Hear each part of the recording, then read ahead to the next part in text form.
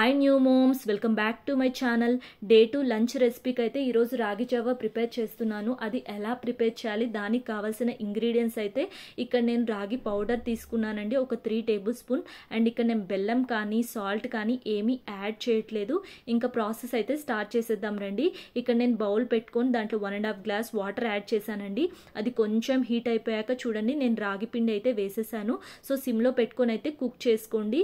So ఎప్పుడు కానీ రాగి పిండి యాడ్ చేసిన వెంటనే విస్కర్తో కానీ స్పూన్తో కానీ ప్రాపర్గా మిక్స్ చేసుకోండి, లేకపోతే లమ్స్ అయితే ఫామ్ అవుతాయి. ఇది ప్రాపర్గా కుక్ అయిపోవాలండి. సో ఈ కన్సిస్టెన్సీలోకి వచ్చాక మనం స్టవ్ అయితే ఆఫ్ చేసేసుకోవాలి. చూడండి, రాగి పిండి కొంచెం చల్లారే కొద్దీ గట్టిగా అయితే అయిపోతుందండి. సో చూడండి, కొంచెం కూల్ అయిపోయాక చూడండి గట్టిగా అయితే అయిపోయింది. సో పిల్లలకి అయితే గోరువెచ్చగా ఉన్నప్పుడు కొంచెం నెయ్యి వేసి అయితే పెట్టండి, చాలా టేస్టీగా ఉంటుంది. సో సాల్ట్ కానీ బెల్లం కానీ 1 ఇయర్ బిలో పిల్లలకైతే అస్సలు పెట్టకండి.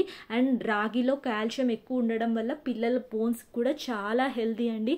సో ఇలా ఇంట్లోనే పిల్లలకి హెల్దీగా చేసి పెట్టండి. ఇలా హెల్దీ రెసిపీ కోసం నా ఛానల్ అయితే సబ్స్క్రైబ్ చేసుకోండి.